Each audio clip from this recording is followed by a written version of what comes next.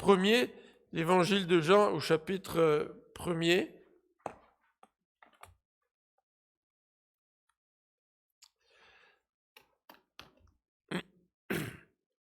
La semaine passée, nous avons fait un genre d'introduction à cet évangile.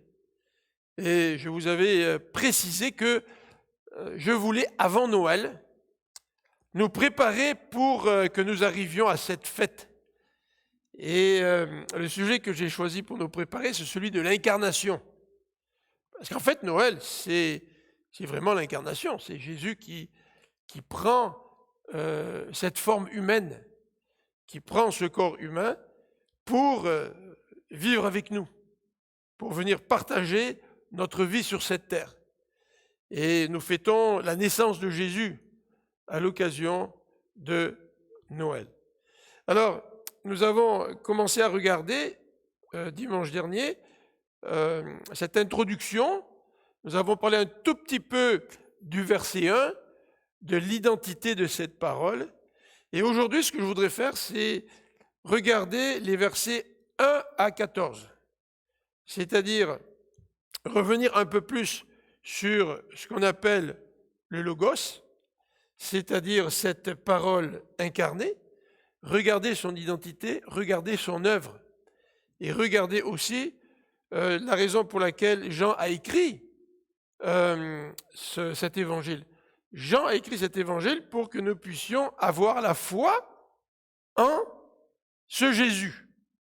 Donc, nous allons regarder aussi la manière dont nous pouvons accueillir cette parole, accueillir ce Jésus dans notre vie. Donc voilà, au chapitre 1, je lis dans la Bible version du Semeur, verset 1 du chapitre 1er. Verset 1 du chapitre 1er. Au commencement était celui qui est la parole de Dieu. Il était avec Dieu, il était lui-même Dieu. Alors d'autres versions disent au commencement était la parole. Alors les autres versions sont un petit peu moins claires sur l'identité de la parole. Mais nous savons quand nous lisons l'évangile de Jean, et notamment lorsque nous arrivons au verset 14 et plus tard au verset 18, nous savons que la parole c'est Jésus. Donc dans cette version de la Bible du Semeur, c'est pour ça qu'ils sont un petit peu plus clairs en disant au commencement était celui. On parle de quelqu'un là. Celui qui était la parole de Dieu, il était avec Dieu, il était lui-même Dieu. Au commencement, il était avec Dieu. Verset 3, Dieu a tout créé par lui. Rien de ce qui a été créé n'a été créé sans lui. En lui résidait la vie, et cette vie était la lumière des hommes.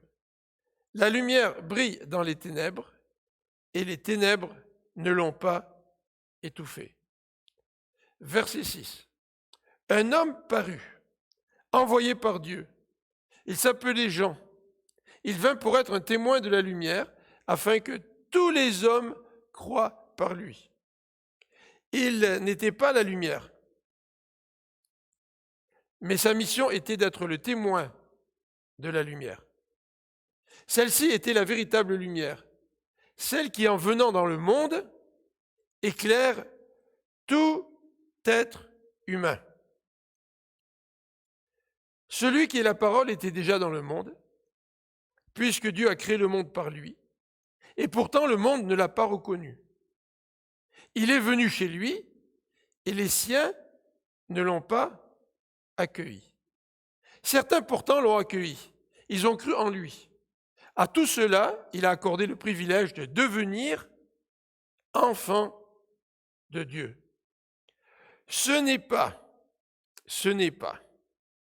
par une naissance naturelle, ni sous l'impulsion d'un désir, ou encore par la volonté d'un homme qu'ils le sont devenus, mais c'est de Dieu qu'ils sont nés. Celui qui est la parole est devenu homme, et il a vécu parmi nous. Nous avons contemplé sa gloire, la gloire du Fils unique, envoyé par son Père, plénitude de grâce et de vérité. Nous allons prier ensemble.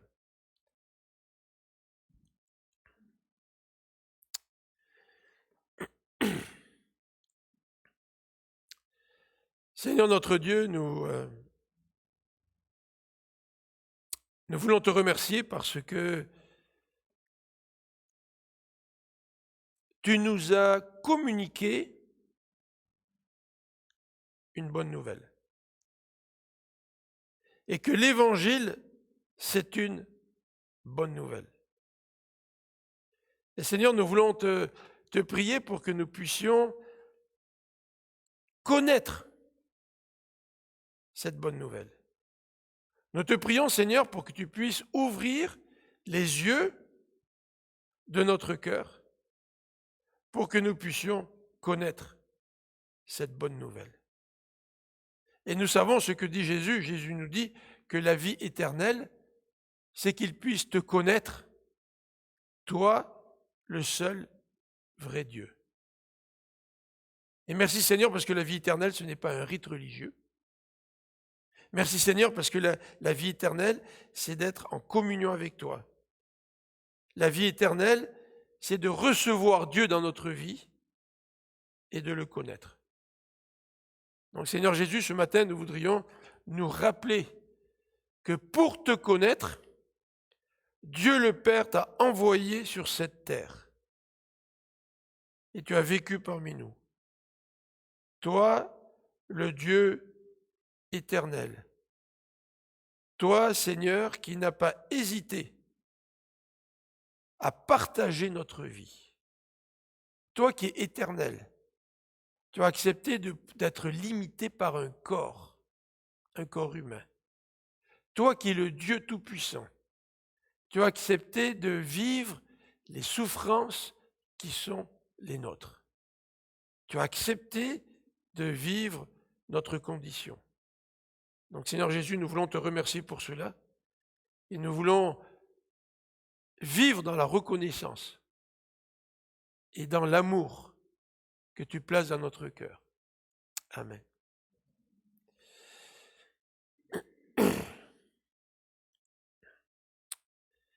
Donc quand nous lisons ce passage, le verset 1er commence en parlant de ce qu'on appelle le logos. En grec, on appelle ça le logos, la parole. Et il y a des mots comme ça, il y a des mots étrangers qui rentrent dans notre vocabulaire en français. Et ce mot, le logos, est entré dans notre vocabulaire en français. Et bien des gens qui parlent de la Bible savent que le logos, ça désigne la parole de Dieu. Et dès le début de cet évangile, au chapitre 1, Jean nous parle du logos.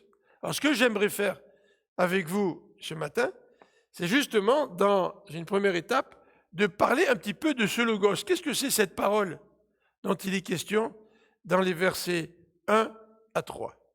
Ensuite, j'aimerais regarder avec vous la définition de la lumière, parce que Jean, au verset 4, nous dit « Cette parole,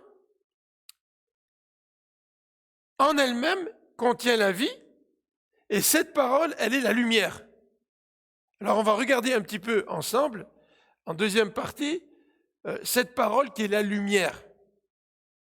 Et nous allons terminer par un troisième élément que nous retrouvons dans ce texte, c'est la description de la mission de cette lumière.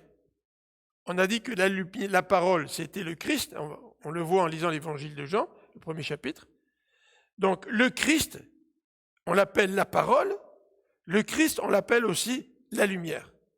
Donc on va terminer par la description que Jean nous donne de la mission de cette lumière, c'est-à-dire la mission du Christ.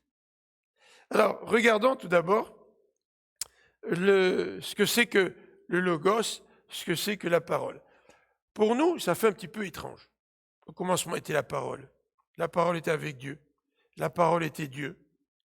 Mais quand Jean a choisi de débuter son évangile en parlant de la parole, c'est parce que ses contemporains, autant les Juifs que les Grecs, savaient de quoi Jean parlait. Alors c'est sûr que Jean, il n'a pas gardé nécessairement la même idée que les Juifs avaient de la parole, ou la même idée que les Grecs avaient de la parole. Mais Jean, quand il parle de la parole, ça fait écho dans l'esprit de ses auditeurs à quelque chose de bien particulier. Qu'en est-il pour les Juifs? Pour les Juifs, ce verset 1 fait écho au premier livre de la Bible, premier chapitre, premier verset, première parole. Au commencement, dans Genèse 1:1, au commencement, Dieu créa. Et là, tout de suite, dans l'esprit des Juifs, les Juifs comprennent que Jean est en train de parler de Dieu, puisqu'il fait référence à ce verset dans Genèse chapitre 1, verset 1. Et pour les Juifs, Dieu est un Dieu qui parle. Pour les Juifs, Dieu n'est pas un Dieu silencieux. Pour les Juifs, Dieu parle tout d'abord au travers de la création. En fait, Paul le dit dans Romains, à travers de la création, Dieu nous parle et nous voyons sa divinité et sa puissance. C'est comme quand nous voyons l'œuvre de quelqu'un, nous allons dans un musée, nous sommes en admiration devant une belle toile de peinture. Vous savez qu'il y a aussi des expositions dans d'autres domaines. Si c'est une exposition des inventeurs, nous sommes en admiration devant l'invention de quelqu'un. En fait, ce que quelqu'un fait reflète qui il est. Et la création reflète qui Dieu est. Dieu parle à travers la création, tout comme un tableau parle. Nous parle des émotions de la personne qui l'a peint, nous parle des habiletés artistiques de la personne qui donc a pris son pinceau. Ça nous parle de différentes façons. Et pour les Juifs, Dieu parle. Il parle dans sa création. Mais pour les Juifs, Dieu se révèle pas seulement dans la création. Dieu a décidé de se révéler au travers d'un peuple. Et il a envoyé des prophètes. Et les prophètes parlaient de la part de Dieu. Ce n'est pas simplement Dieu qui parle et qui dit que la lumière soit, puis la lumière arrive. Déjà dans Genèse, on voit que Dieu parle. Mais Dieu parle en choisissant des prophètes. Donc Dieu a utilisé la parole pour communiquer avec nous. Et ça, c'est très personnel, la parole. Quand quelqu'un ne te parle pas, tu es bien vexé. On se sent un petit peu isolé, mis à l'écart, délaissé. Mais Dieu, c'est un Dieu qui choisit de communiquer avec nous par la parole. Ça, c'était la conception que les Juifs avaient de l'époque. Et Dieu, évidemment, parle non seulement pour révéler sa volonté de manière générale ou son plan de manière générale à son peuple, mais Dieu parle aussi en rapport avec le salut. Donc Dieu, c'est un Dieu qui parle, d'après les Juifs. Maintenant, pour les païens, c'est-à-dire pour les Grecs parlaient de ce qu'on appelle la parole. C'est un concept qui leur était connu. Héraclite était un homme grec qui vivait à Éphèse en 2600 avant Jésus-Christ. Et Héraclite, c'est lui qui a dit que personne ne se baigne 2 fois dans la même rivière. Vous avez déjà entendu ça? Vous avez peut-être déjà entendu ça. Pourquoi personne ne se baigne dans la même rivière? C'est parce que tout est en mouvement, tout est en changement. C'est-à-dire que quand tu vas te baigner dans la rivière, 5 minutes plus tard, quand tu viens te baigner au même endroit, dans la rivière qui porte le même nom, l'eau a déjà passé. Tu sais. Donc, dans un sens, personne ne se baigne 2 fois dans la même rivière. Et tout est en changement. Et la question que s'est posée Héraclite, il s'est dit, comment ça se fait si tout est en changement dans le monde? Comment ça se fait que l'ordre existe? Parce que si tout change continuellement, ça peut provoquer le chaos, ça pourrait provoquer le désordre. Mais en fait, nous témoignons que dans ce monde, il y a un ordre. Heureusement, autrement, ça serait le chaos. Et Héraclite a dit que cet ordre, il est maintenu, c'est un grec qui parle, par la parole.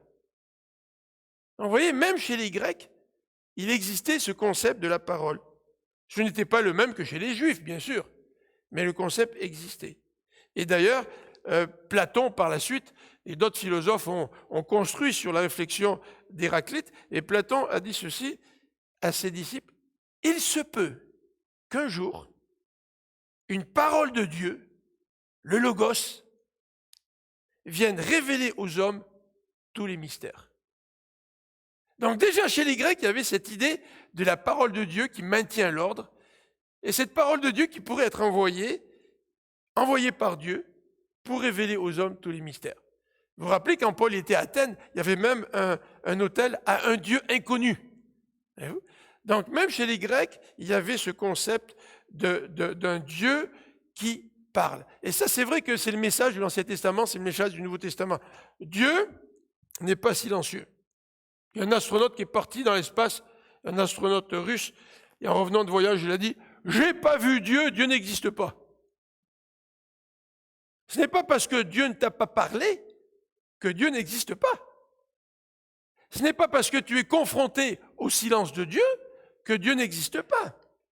Ce n'est pas parce que tu es confronté au silence de Dieu que Dieu ne parle pas. Il y a peut-être d'autres raisons pour lesquelles tu penses que Dieu n'existe pas. Mais Dieu, il existe, nous dit la Bible, Dieu parle. Et Jean nous dit, au début de son chapitre, il nous parle, il fait référence à la parole. Et tout de suite, ça nous met dans le contexte. Dieu est un Dieu qui communique. Donc si tu veux rencontrer Dieu, cherche un Dieu qui communique. Ne cherche pas un Dieu abstrait. Ne cherche pas un Dieu des religions, mais cherche un Dieu qui parle. Cherche un Dieu qui a parlé. Cherche un Dieu qui veut te parler. Et si ce Dieu existe réellement, il va te parler. Si tu le cherches de tout ton cœur. Alors dimanche dernier, nous avons souligné, et je vais passer rapidement là-dessus, que cette parole, dont il est question au verset 1er, est une parole éternelle. Au commencement, il était là. Il était là avant même que le monde commence, avant même que la création ne commence. Il était là. Cette parole était là. Ce Jésus que Jean identifie à la parole, il était là, il est éternel. Mais en même temps, Jean nous dit que cette parole, elle était avec Dieu. C'est-à-dire qu'elle était en compagnie de Dieu. C'est-à-dire qu'elle se distingue de Dieu. C'est-à-dire que ce Jésus se distingue de Dieu. Et Jean va dire dans le premier chapitre que ce Jésus, c'est le Fils de Dieu. Donc déjà, on a cette idée de la multiplicité à l'intérieur de Dieu. La Bible appelle ça la Trinité. Il y a Dieu le Père, il y a Dieu le Fils, Dieu le Saint-Esprit. Et David, cette semaine, quand on a eu notre réunion du conseil d'église des anciens, il nous a dit qu'il est en train de lire un livre sur la Trinité. Hein? Et il nous a mis l'eau à la bouche. Et je vais essayer de répéter un petit peu ce que tu nous as dit, David. Il nous a dit, si Dieu n'existait pas en forme de Trinité, son amour ne serait pas aussi grand que ce qu'il est. Parce que pour qu'on puisse parler de l'amour de Dieu, il faut qu'on parle de cet amour dans le cadre d'une relation. Et déjà, cet amour de Dieu, il se manifeste entre les trois personnes de la Trinité, Dieu le Père, Dieu le Fils et le Saint-Esprit. Et si la Trinité n'existait pas, eh bien, on n'aurait pas un Dieu relationnel. Et le salut consiste à rencontrer un Dieu qui est relationnel. Un Dieu qui veut nous faire découvrir l'amour qu'il a pour nous, mais un amour qui est illustré dans le cadre de la relation qu'il a avec son Fils, Dieu le Père avec le Fils et le Saint-Esprit. On voit un petit peu le lien entre la Trinité et la profondeur de l'amour de Dieu. C'est intéressant, hein? Est-ce que David, j'étais un peu fidèle à ce que tu nous as dit? Merci beaucoup. Bon, j'ai son imprimatur, là, je suis rassuré. Donc, il est éternel, cette parole est éternelle, ce Jésus est éternel, il est différent de Dieu, mais en même temps, Jean 1 nous dit, il était lui-même Dieu. Jésus est Dieu. C'est ce que Jean affirme dès le début. Au verset 3, nous voyons que cette parole, ce Jésus qui est identifié plus tard à la parole, eh bien, est devenu l'agent du Dieu créateur. Déjà, au verset 3, il nous est dit, Dieu a tout créé par lui. Alors, les témoins de Jéhovah pensent que Jésus a été créé par Dieu. Si Jésus avait été créé par Dieu, Jean n'aurait jamais dit tout a été créé par Dieu et par lui, à travers lui. Regardez le verset 3. Rien de ce qui a été créé n'a été créé sans lui. Donc Dieu a tout créé par Jésus et rien n'a été créé sans Jésus. Donc Jésus n'a pas été créé. Autrement, il aurait tout créé sauf lui-même. Donc le texte nous dit clairement, rien n'a été créé sans Jésus. Donc Jésus n'est pas une création, contrairement à ce que certains l'ont souligné. Donc Dieu est créateur. Dieu a utilisé un agent, c'est le Logos, c'est la parole, c'est son Fils. Et le texte nous dit que tout a été créé donc par lui, par cette parole, par ce Fils, par ce Logos. Le passage de Jean 1 va nous décrire cette parole en utilisant une expression, la lumière. Alors je vous invite à regarder maintenant à partir du verset 4 à 8 ce que Jean nous dit sur la lumière. Verset 4. En lui résidait la vie, et cette vie était la lumière du monde. Alors Jean est extrêmement exclusif dans ce qu'il dit. Jean ne nous dit pas que la parole est une partie de la lumière, qui serait utile pour une certaine partie du monde. Jean nous dit, cette parole, c'est la lumière. Vous savez, Jésus est aussi très exclusif dans ce qu'il dit. Je suis le chemin, la vérité et la vie. Et c'est pour ça que beaucoup de gens ont des difficultés avec le christianisme biblique. Parce que dans le christianisme biblique, Jésus prétend, être le seul chemin. Et aujourd'hui, nous, on dit que tous les chemins mènent à Rome. Aujourd'hui, on dit que toutes les religions mènent à Dieu. Ce n'est pas vrai. Jésus lui-même dit que ce n'est pas vrai. Alors, soit Jésus se trompe, ou soit il dit la vérité. Mais toujours est-il, Jean est très exclusif. C'est la lumière. Et c'est cette lumière pour le monde, pour la création entière. Pas simplement pour les Occidentaux, qui ont été très influencés par le christianisme, même s'ils le rejettent actuellement. Mais il est la lumière pour les musulmans, il est la lumière pour les hindouistes, il est la lumière pour chaque être humain. C'est la prétention de Jésus, là. C'est ce que le texte biblique nous enseigne. Et Jean précise non seulement que cette lumière, cette vie est exclusive, mais il nous dit vraiment que cette vie réside dans le Logos, c'est-à-dire dans cette parole, c'est-à-dire dans Jésus. C'est-à-dire qu'il ne faut pas chercher la vie ailleurs. Il ne faut pas chercher la vie dans les anges. Il ne faut pas chercher la vie dans des religions. Il ne faut même pas chercher la vie au travers des activités de cette Église. Nous ne pouvons pas donner la vie, nous ne pouvons pas accorder la vie. Plus loin, le texte va dire que nous pouvons devenir enfants de Dieu simplement par l'action de Dieu en nous. Donc ce n'est pas une Église qui peut donner la vie. Nous, on ne peut que pointer vers celui qui donne la vie. Alors, cette vie, nous dit ce verset 4, elle est la lumière du monde. Et le verset 5 va caractériser un petit peu cette lumière.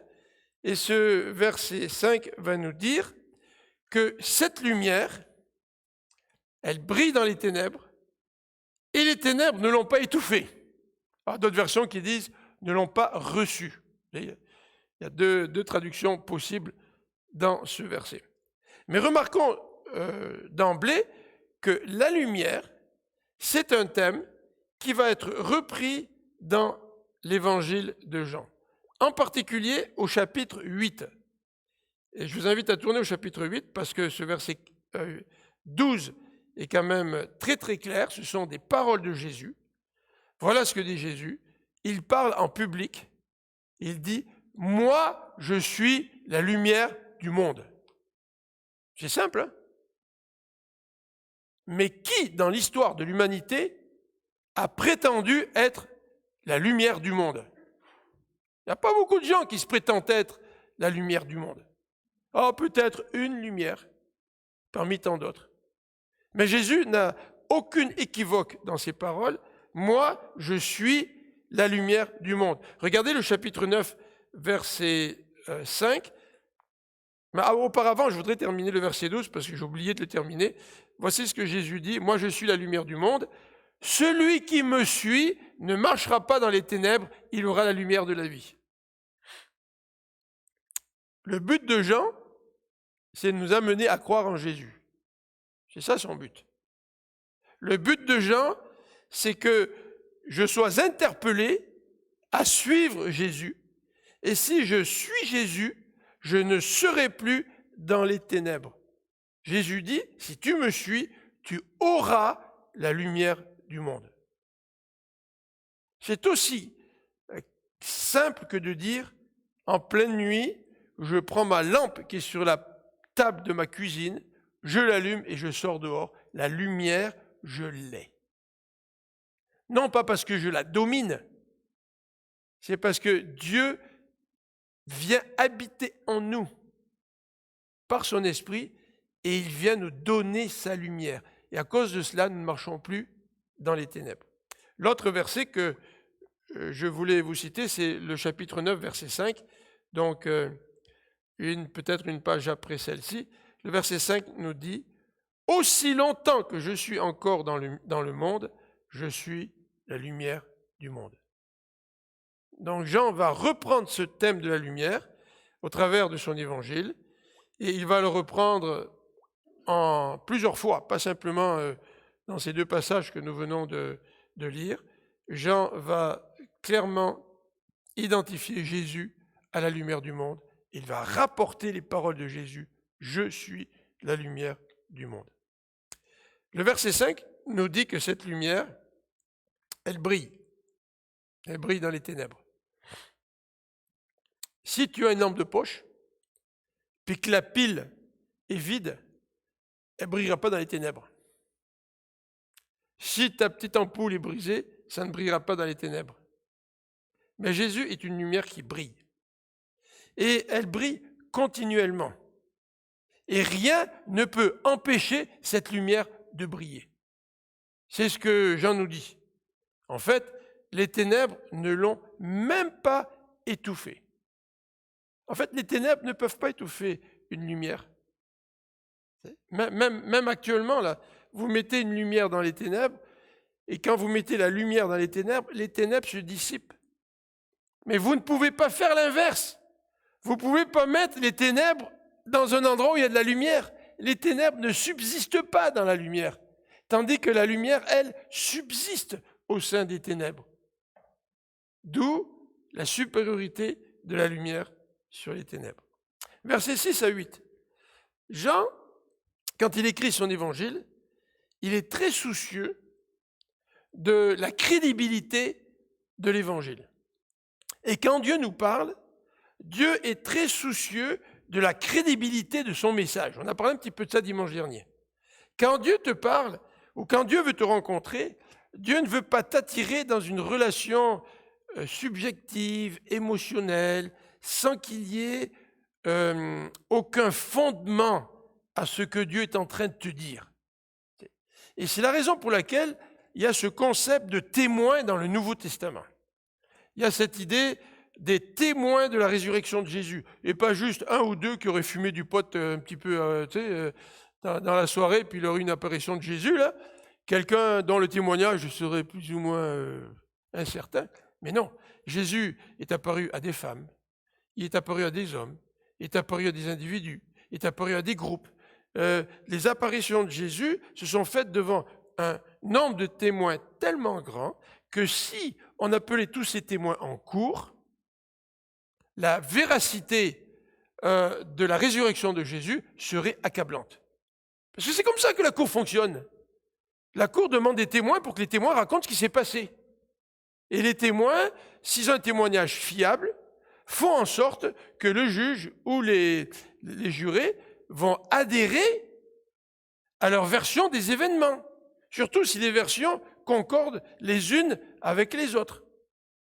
Et ici, Jean nous précise que Dieu, dans son désir de donner de la crédibilité à son message, Dieu a envoyé un témoin. Et donc, cet envoi du témoin, au verset 6 et 7, a vraiment un aspect légal. Un homme est paru, envoyé par Dieu, il s'appelait Jean, il vint pour être un témoin de la lumière. Donc, quand Jésus se présente comme lumière, Jésus n'arrive pas en disant je suis la lumière du monde, et puis ouais, il faut que vous croyez en moi, c'est tout. Mais il y a tout un arrière-plan là, qui fait que la venue de Jésus s'appuie sur des témoignages qui sont extrêmement solides. Et nous pouvons avoir confiance en Jésus. La foi, c'est pas juste le domaine des enfants ou, je sais pas moi, comme disent certaines personnes, des personnes âgées, tu sais, là. Eux, ils sont âgés, ils peuvent croire, là, tu sais, mais nous, on est intelligents, nous, tu sais, on n'a pas besoin de la foi, là, tu sais. Mais c'est pas tout à fait dans ce contexte-là que la foi nous est présentée. Le verset 7b nous présente la venue de ce témoin, la raison de la venue de ce témoin. Il vint pour être un témoin de la lumière afin que tous les hommes croient par lui. La raison d'être d'un témoin, c'est de donner la crédibilité à son récit pour que les gens puissent croire à ce récit. Donc Jean-Baptiste est venu comme étant le Élie qui a été annoncé dès l'Ancien Testament. Vous savez que dans l'Ancien Testament, la Bible nous dit que Dieu va envoyer un précurseur à la venue du Messie. Et c'est Jean-Baptiste qui assume ce rôle selon Jean. Et Jean va donner un peu plus de détails parce que l'auditoire peut être un petit peu confus en regardant Jean-Baptiste. Est-ce que c'est lui le Messie? C'est pas lui? L'Ancien Testament parle de la venue du Messie. L'Ancien Testament parle aussi de quelqu'un qui va le précéder. Donc qui est qui, on ne sait pas trop. Et Jean va préciser que ce témoin n'est pas la lumière lui-même, au verset 8. Mais sa mission est d'être le témoin de la lumière. Et c'est vrai que quand on connaît bien le Nouveau Testament, nous savons aussi que les chrétiens aujourd'hui sont appelés à des témoins. Nous sommes appelés à être des témoins de la lumière, des témoins de Jésus-Christ.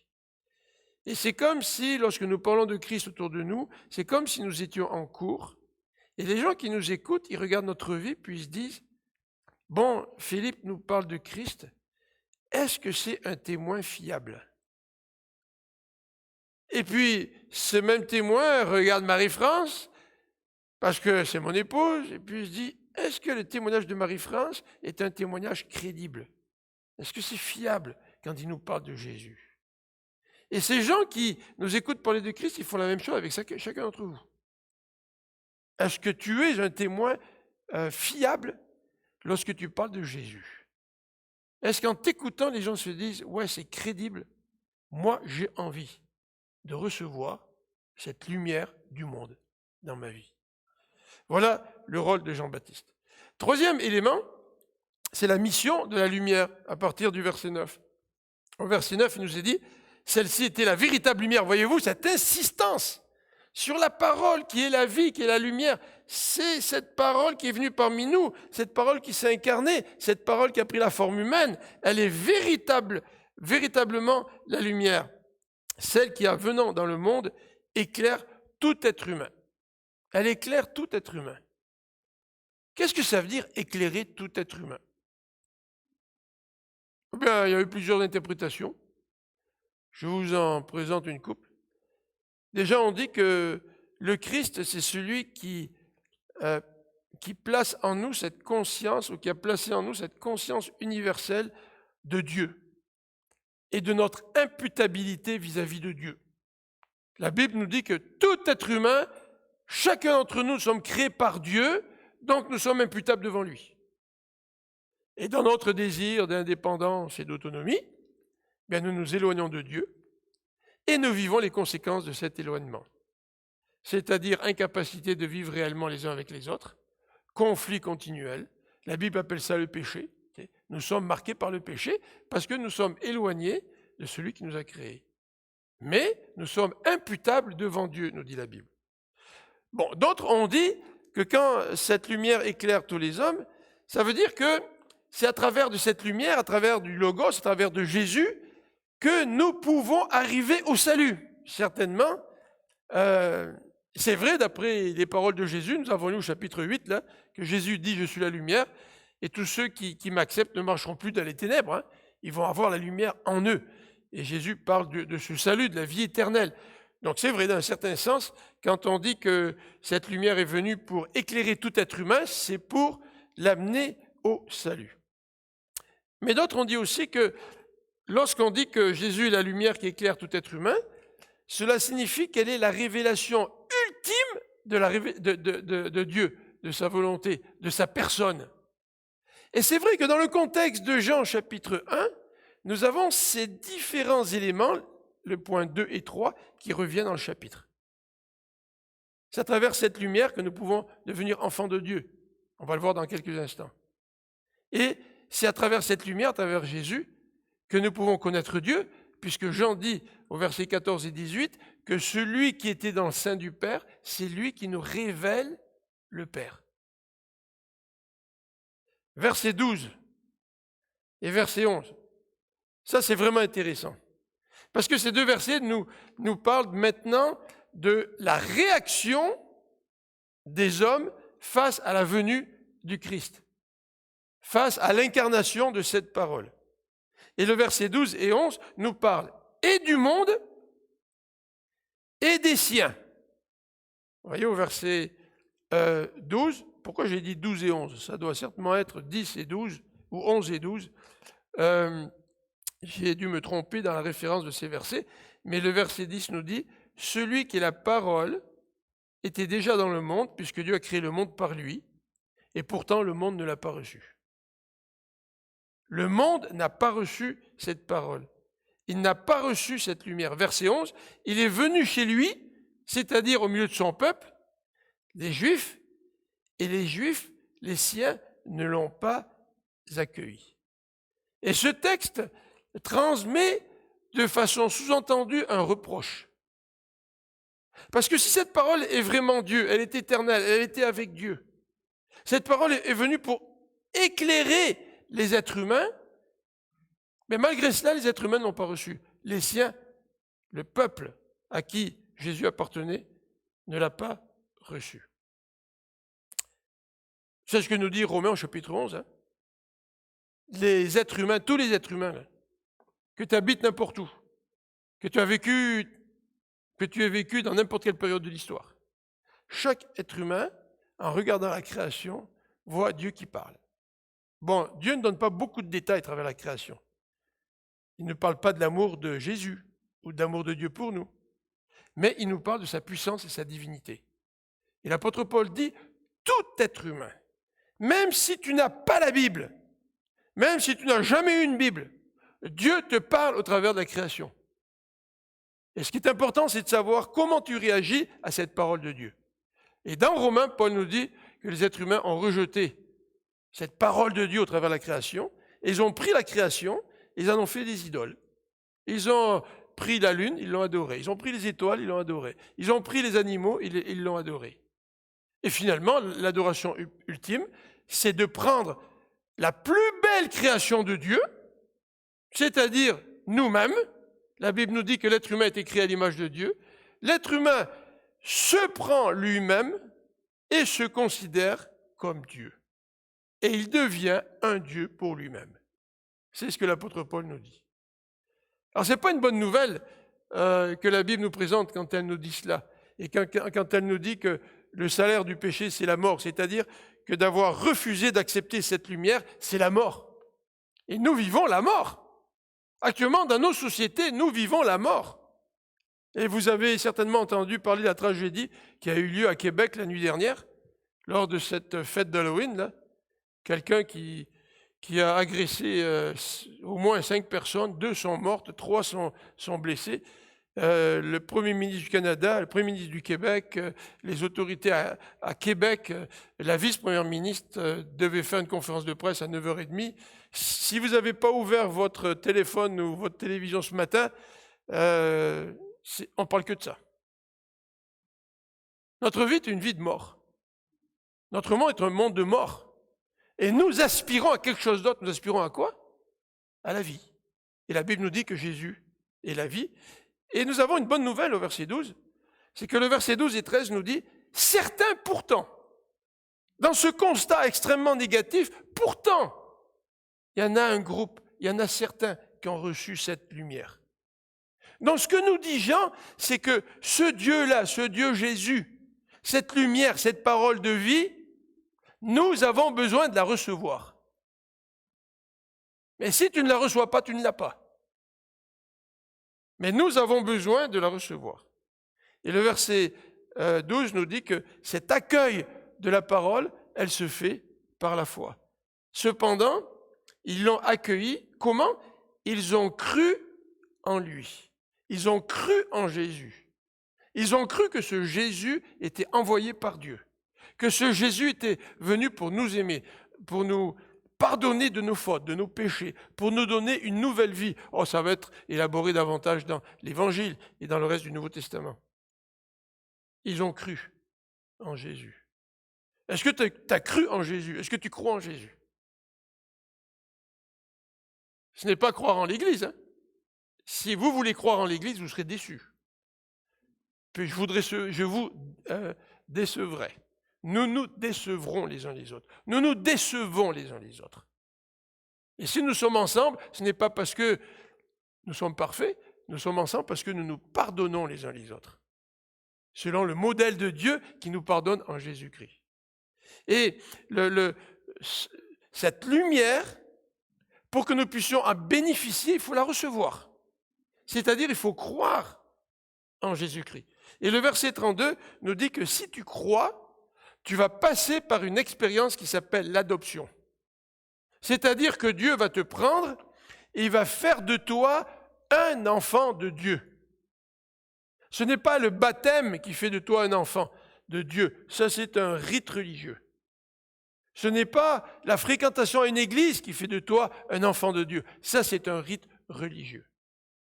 Ce qui fait de toi un enfant de Dieu, c'est la foi en Jésus qui est la parole incarnée, qui est la lumière véritable du monde. Et le texte nous dit à tout cela, Dieu a accordé le privilège de devenir enfant de Dieu. Et il précise que ce privilège n'est pas une naissance naturelle. Regardez, ce n'est pas par une naissance naturelle, ni sous l'impulsion d'un désir. Moi, c'est ce que j'ai vécu dans mon témoignage personnel. À 12 ans, je voulais devenir chrétien. À 12 ans, je priais Dieu. À 12 ans, je pleurais pour que je devienne chrétien. Je disais à Dieu, Seigneur, je te donne ma vie, je veux devenir chrétien. Donc, c'était mon impulsion. C'était mon désir. Mais c'est vrai que le désir est important, n'est-ce pas? C'est vrai. Mais est-ce que je peux seulement, en me fondant sur mon propre désir, faire de moi un chrétien? Faire de moi une nouvelle personne? Je peux me retrouver dans un orphelinat en Amérique du Sud ou en Afrique ou en Asie et vouloir que ce couple d'étrangers qui visitent l'orphelinat m'adopte. Je peux le vouloir de tout mon cœur. Mais mon désir ne m'amènera pas très très loin. Il faut que ce couple qui vient dans l'orphelinat s'arrête sur moi et prenne la décision de m'adopter.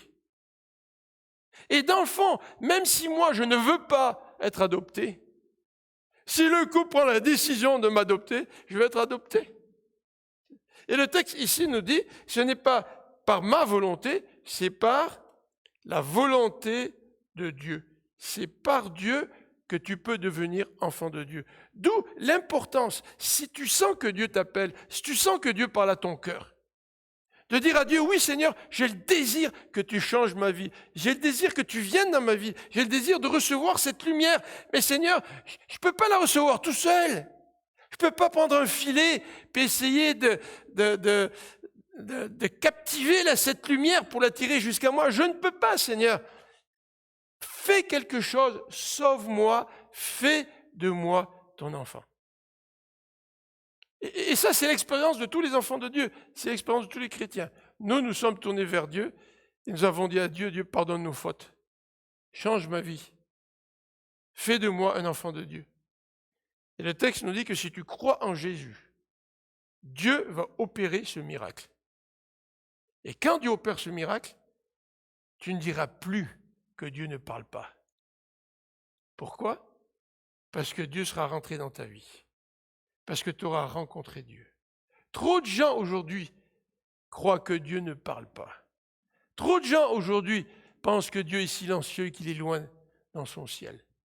Hier, Jean Aubette nous a dit que quand il est arrivé au Québec, il a dit à son beau-père, il cherchait un travail, il a dit à son beau-père, Dieu va me donner un travail pour le mois de septembre. Il était professeur, il dit, j'ai pas de travail, j'ai appliqué, je suis sûr que Dieu va me donner un travail. Son beau-père a répondu, il a dit, ne te casse pas la tête avec Dieu, qui tu es pour que Dieu puisse te répondre? Trop de gens croient que Dieu est silencieux. Et peu de gens sont à la recherche du Dieu qui parle, du Dieu qui veut toucher notre vie, du Dieu qui veut nous transformer, de ce Dieu qui veut nous adopter. C'est un privilège. Mais quand tu le cherches, ce Dieu-là, puis quand tu réalises que c'est à travers Jésus que tu peux rencontrer Dieu, quand tu réalises que ce Jésus, c'est vraiment le Fils de Dieu, et que quand tu cries à Dieu pour qu'il puisse changer ta vie, et que Dieu le fait, tu deviens un enfant de Dieu. Le verset 14 nous dit, pour terminer, « Celui qui est la parole est devenu homme. Il a vécu parmi nous. » C'est Jésus. Jésus est venu pour être un intermédiaire. Il est Dieu, il vient, il naît parmi nous pour devenir un homme. Il est à la fois un homme, il est à la fois Dieu. Quel meilleur intermédiaire pourrions-nous souhaiter? S'il était Dieu, seulement Dieu ne comprendrait pas vraiment notre situation. S'il était vraiment seulement homme, comment pourrait-il être intermédiaire entre Dieu et nous? Mais la Bible nous dit que cette parole qui est Dieu, elle est devenue homme, il a vécu parmi nous. Et plus que cela, nous avons contemplé sa gloire, la gloire du Fils unique envoyé par Dieu, par son Père, pleine de grâce et de vérité. Regardez le verset 18. Personne n'a jamais vu Dieu. Dieu, le Fils unique qui vit dans l'intimité du Père, nous l'a révélé. Tu veux savoir qui est Dieu? Regarde à Jésus. Tu veux savoir qui est Dieu? Lis les paroles de Jésus. Et en lisant les paroles de Jésus, maintenant, exerce ta foi en Jésus. Et là, le Seigneur va faire de toi une nouvelle créature. Prions ensemble.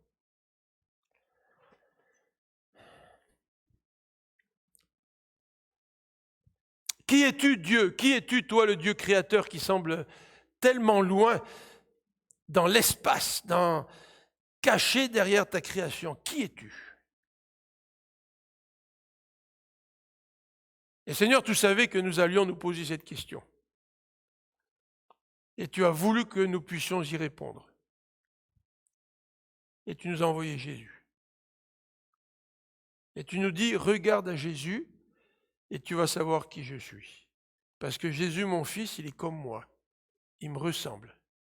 Il a la même nature que moi. Regarde à Jésus. Et Seigneur, nous voulons regarder à ce Jésus qui a accepté de mourir à la croix pour payer pour mes fautes. Quel amour! Toi, Dieu, tu as envoyé Jésus pour que Jésus meure à ma place sur la croix à cause de mes fautes. Quel amour! Merci au Dieu, parce que lorsque nous venons à toi et que nous te demandons pardon pour nos fautes, et que nous comprenons que Jésus a payé à ma place, pour que je n'ai plus à payer, là nous comprenons ce que c'est ton amour. Lorsque quelqu'un accepte de souffrir à notre place, nous comprenons un peu de son amour. Lorsqu'un père décide de donner son rein pour son fils qui en a besoin, il démontre un peu plus de son amour parce qu'il se donne. Il donne de lui-même. Et toi, tu as donné ton fils pour qu'il meure à notre place, pour qu'il subisse la condamnation de notre péché. Seigneur, merci. Parce qu'en plaçant notre confiance en lui, tu fais de nous des fils et des filles d'adoption. Merci pour ce cadeau magnifique, Seigneur. Amen.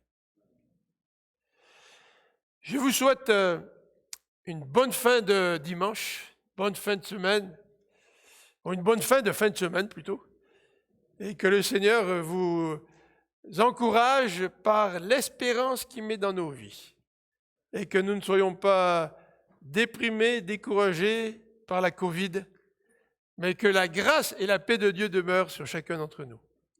Bon dimanche.